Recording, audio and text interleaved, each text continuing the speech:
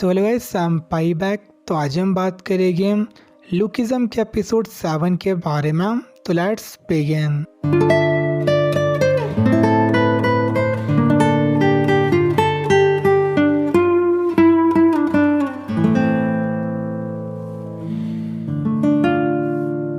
तो last episode में दियोखवा ह्योंगसुक को कहता है उसके साथ फेस्टिवल में एक टूर्ट गाने के लिए, जिसे ह्योंगसुक एक्सेप्ट कर लेता है और वो दोनों दियोखवा के घर जाते हैं प्रैक्टिस करने के लिए। और दियोखवा को लग रहा था कि ह्योंगसुक उसके घर पे अनकम्फर्टेबल फील कर रहा है, एज वो बहुत ज़्यादा गरीब फैमिली से था और इस चीज़ से वो एम्बेरस हो रहा था। लेकिन ह्योंगसुक खुद भी गरीब फैमिली से था, तो उनकी लाइफस्टाइल लगभग सिमिलर थी, तो उसे इस चीज़ से कोई फ़र्क नहीं पड़ रहा था और वो अभी भी डाउटफुल था क्या वो सही में फेस्टिवल में गाना गा सकता है। लेकिन दियोखवा उसे इनकरेज करता है ये चीज़ करने के लिए, एज उसके अकॉर्डिंग ह्योंगसुक के गाने की जो फीलिंग थी वो बिल्कुल अर्नेस्ट थी, जो डायरेक्टली लोगों को कन्वर्ट करती है।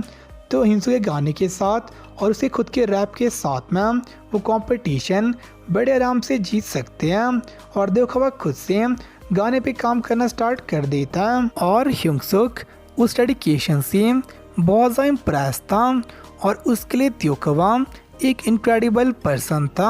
और कुछ देर प्रैक्टिस के बाद ही वो इसे बंद कर देते हैं, एज ह्योंगसुक को पार्ट टाइम जॉब पे भी जाना था और डिसाइड करते हैं नेक्स्ट दिन लंच में भी प्रैक्टिस करने का।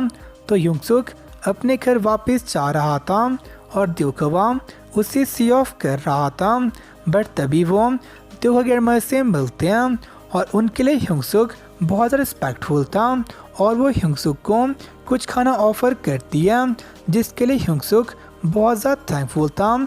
लेकिन इसलिए इस ऑफ़र को रिफ्यूज़ कर देता है, अपनी फेवल बिड करके वहाँ से चले जाता है। और इससे दियोखवा एव में था, एज वो ह्योंगसुक के बारे में बहुत ज़्यादा गलत था, क्योंकि ह्योंगसुक सबसे बहुत ज़्यादा अलग था।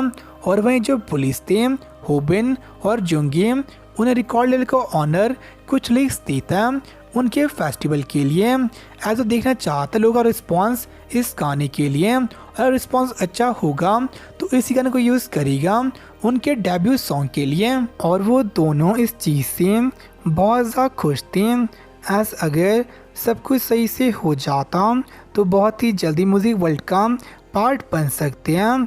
और वहीं पे दियोखवा भी सॉन्ग के लिरिक्स को कंप्लीट कर देता है और ह्योंगसुक को दिखाता है, जिस पे ह्योंगसुक बहुत ज़्यादा इम्प्रेस था और वो दोनों प्रैक्टिस करना स्टार्ट कर देते हैं। और ऑल्दो ह्योंगसुक की आवाज़ बहुत ज़्यादा सिंसियर और एक्सप्रेसिव थी, बट उसकी टेक्निक बहुत ज़्यादा पुअर थी और उसे इस चीज़ में बहुत ज़्यादा काम करना पड़ेगा। लेकिन दियोखवा के अकॉर्डिंग उनके पास ज़्यादा टाइम नहीं था, तो अगर वे प्रैक्टिस करते भी हैं तो ज़्यादा सही नहीं कर पाएंगे। तो उसे एडवाइस करता है बस गाने को मेमोराइज करने को, और से क्या था ज़्यादा देर तक ये चीज़ ना करने को, इसे जो वोकल कॉर्ड था वो डैमेज हो सकता है। तो दोनों डिसाइड करते हैं अपने फ्री टाइम को प्रैक्टिस में पूरा डेडिकेट करने को। लेकिन कुछ टाइम के बाद ही ह्योंगसुक का गला शोर हो जाता है, जिस पे दियोखवा से क्या आता है प्रैक्टिस ना करके बस रेस्ट करने को। और दियोखवा से इंटरेक्ट करके ह्योंगसुक को अपना पूरा पास्ट याद आ जाता है और चीज़ बहुत ज़्यादा क्लियर हो जाती है कि वो और दियोखवा बिल्कुल भी सिमिलर नहीं थे, एज दियोखवा ने कभी भी अपने ड्रीम पे गिव अप नहीं किया था और अब ह्योंगसुक भी प्रैक्टिस करना चाहता, बट वो ऐसा नहीं कर पाता अपने सोर थ्रोट की वजह से।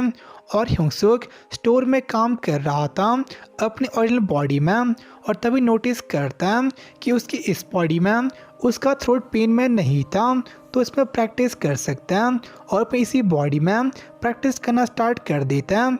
और तभी वहाँ पे वही प्रिटी वुमन आती है जो कि 2-3 एपिसोड से आ रही थी और उसे कॉम्प्लीमेंट करती है उसकी वॉइस के लिए और उसके थ्रोट के लिए उसे कुछ मेडिसिन देती है और उसे बेस्ट विशेष दी के वो वहाँ से चली जाती है और ह्योंगसुक अपनी प्रैक्टिस कंटिन्यू करता है। और नेक्स्ट दिन दियोखवा बहुत सरप्राइज हो गया था ह्योंगसुक की इम्प्रूवमेंट से और उसके लिए ह्योंग-सुक एक कंप्लीट जीनियस था।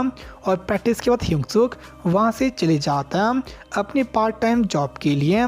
और पार्क जी-हो भी ह्योंग-सुक से इम्प्रेस था। ऐसा चाहे ह्योंग-सुक कुछ भी करे वो हर चीज़ में शाइन करता है।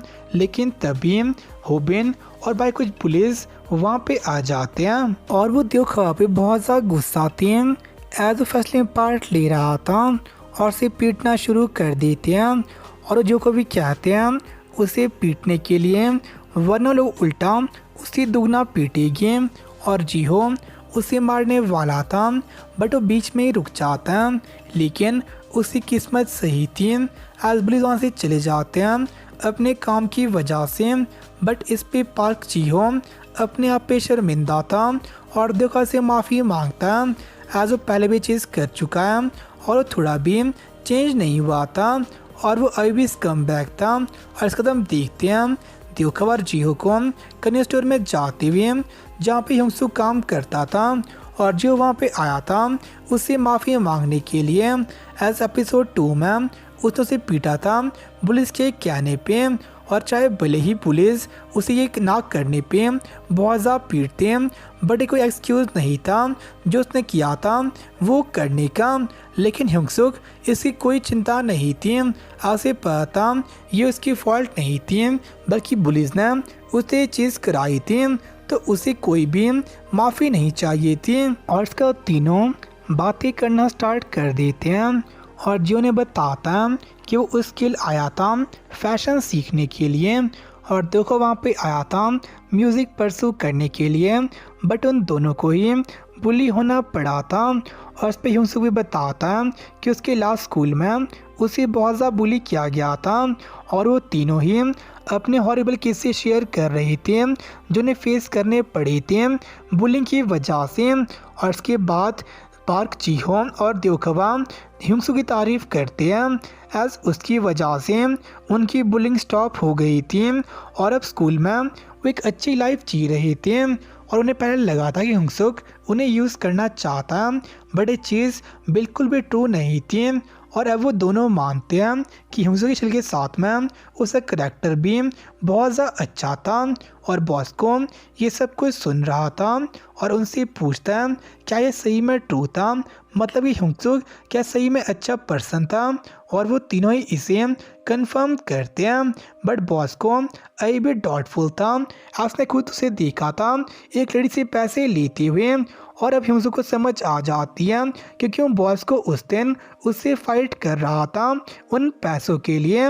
और वो क्लैरिफाई करता है कि उसकी मानो पैसे कॉफ़ी के लिए दिए थे और अब बॉस को उनके लिए थैंकफुल था एज उन लोगों ने उसकी मिसअंडरस्टैंडिंग को क्लैरिफाई कर दिया था।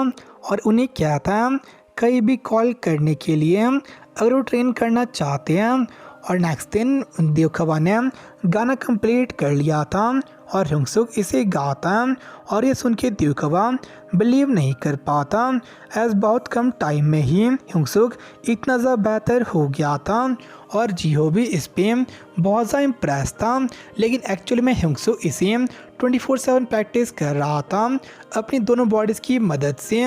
और द्योखवा श्योर था कि गाना सबको सरप्राइज़ कर देगा और सबने रैप को कंप्लीट कर लिया था।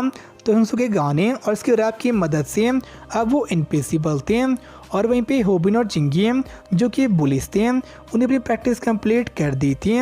और जो रिकॉर्ड का ऑनर था वो भी श्योर था गाना बहुत बड़ा सक्सेस होगा। और जो फेस्टिवल थी उसकी इवेंट लिस्ट आ गई थी और वो सेकंड लास्ट परफॉर्म करने वाले थे। और लास्ट में ह्योंग-सुक और द्योखवा परफॉर्म करने वाले थे एज फेस्टिवल वाले भी चाहते ह्योंग-सुक के हैंडसमनेस पे कैपिटलाइज करना। बट होबिन इससे बहुत ज़्यादा खुश था एज वो चाहता उन्हें इंटिमिडेट करके उन्हें अपने स्थान पे पुट करना अपने परफॉर्मेंस की मदद से। और एपिसोड यहीं पे एंड हो जाता है। तो आज का एपिसोड भी काफ़ी सही था एज इस एपिसोड में बॉस को और द्योखवा की मिसअंडरस्टैंडिंग जो थी ह्योंग-सुक को लेके आज वो क्लियर हो गई थी।